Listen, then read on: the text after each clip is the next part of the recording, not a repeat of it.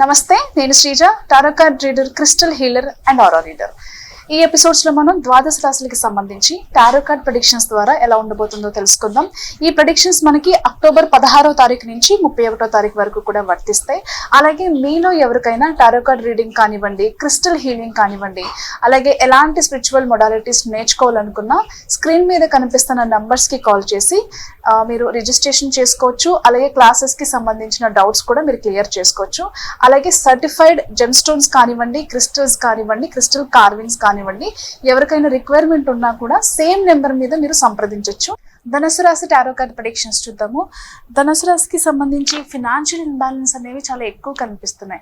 అంటే మీకు ఏదైనా శుభకార్యానికి సంబంధించో, మీకు ఏదో అవసరం ఉందనో, అంటే మేబీ ఒక ఇల్లు కొనుక్కోవడానికో, ఒక శుభకార్యం చేయడానికో, ఏదైనా మేబీ లేదా ఒక జాబ్ కోసమో, ఏదైనా ఒక పర్పస్ మీద ఏదైనా మీరు అప్పు తీసుకున్నట్లయితే కనుక, లేదా లోన్ తీసుకున్నట్లయితే కనుక, అది కట్టే పరిస్థితి వచ్చినప్పుడు కట్టడానికి మేబీ చాలా మంది క్రెడిట్ కార్డ్స్లో అడ్జస్ట్మెంట్స్ చేసుకుంటారు, లేకపోతే ఫ్రెండ్స్ దగ్గర తీసుకుని అడ్జస్ట్మెంట్స్ చేసుకుంటారు, కొంతమంది చిన్న చిన్న లోన్స్ తీసుకుంటారు.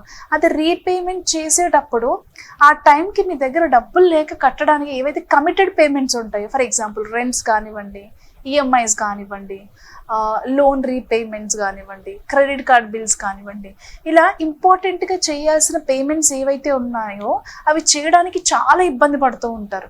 టైంకి డబ్బులు అందక, వస్తాయన్న అమౌంట్ రాక, ఇస్తానన్న వాళ్ళు ఇవ్వక, ప్రతి దగ్గర నుంచి అమౌంట్ స్ట్రక్ అయ్యి, అంతేకాకుండా మీరు ఉన్న ఫినాన్షియల్ పొజిషన్ ఏదైతే ఉందో దానికి మించి మీకు ఖర్చులు ఉండడం వల్ల కూడా ఇబ్బందులు ఎదురయ్యే అవకాశం కనిపిస్తుంది. ఈ టైంలో అన్నెసెసరీ ఖర్చులు ఏవైతే ఉన్నాయో అవి ఖచ్చితంగా తగ్గించుకోవాల్సిన అవసరం ఎంతైనా ఉంది. దయచేసి అది గుర్తుపెట్టుకోండి.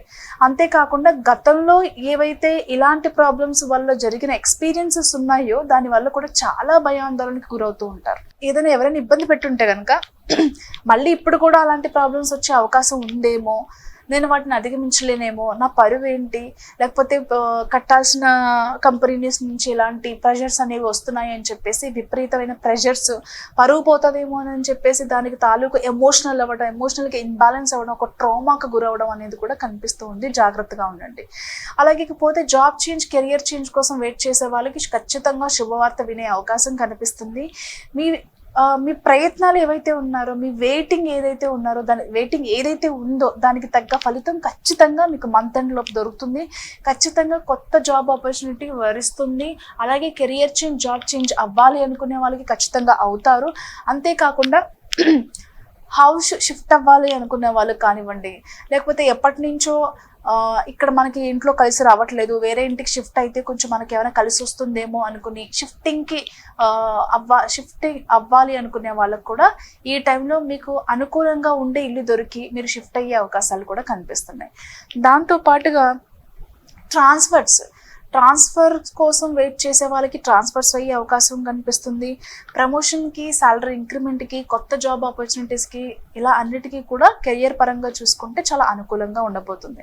అలాగే కొత్తగా స్టడీస్ కంప్లీట్ చేసుకునో, కోర్స్ కంప్లీట్ చేసుకునో, ఇంటర్వ్యూస్కి అటెండ్ అయ్యే వాళ్ళు, కొత్తగా జాబ్ అవకాశం కావాలి అనుకునే వాళ్ళకు కూడా అనుకూలంగానే ఉండబోతుంది. ప్రెగ్నెన్సీకి కూడా చాలా మంచి రైట్ టైం అని చెప్పచ్చు. ప్రెగ్నెన్సీకి సంబంధించిన శుభవార్తలు వింటారు ఈ అక్టోబర్ మంత్లో. దాంతో పాటుగా లగ్జరియస్ వస్తువులు, అంటే ఏదన్నా ఈ టైంలో ఎక్కువ షాపింగ్స్ చేసే అవకాశం కనిపిస్తుంది. అది ఇంటికి సంబంధించో, కిచెన్కి సంబంధించో, లేకపోతే మీకు పర్సనల్గా బట్టలు కానివ్వండి, జ్యువెలరీ కానివ్వండి, ఎక్కువ షాపింగ్స్ చేసే అవకాశం కూడా ఉంది. బట్ ఖర్చులు అనేవి ఖచ్చితంగా మీరు అదుపులో పెట్టుకోవాలి. మీ మైండ్లో ఒకటి మీరు గుర్తుంచుకోవాల్సిన విషయాలు ఏంటంటే, మీరు కమిటెడ్గా చేయాల్సిన పేమెంట్స్ కూడా ఉన్నాయి, అవి ఇన్ టైంలో చేయాలి అనేది కూడా గుర్తుపెట్టుకుంటే కొన్ని ఖర్చులు తగ్గించుకోగలుగుతారు. అలాగే లవ్ మ్యారేజ్కి సంబంధించి, అరేంజ్డ్ మ్యారేజ్కి సంబంధించి చాలా అనుకూలంగా ఉండబోతుంది. ఏదైనా డిస్కషన్స్ వస్తే మాత్రం ఖచ్చితంగా ఓపెన్ అప్ అయి చెప్పే ప్రయత్నం అయితే చేయండి. All the best.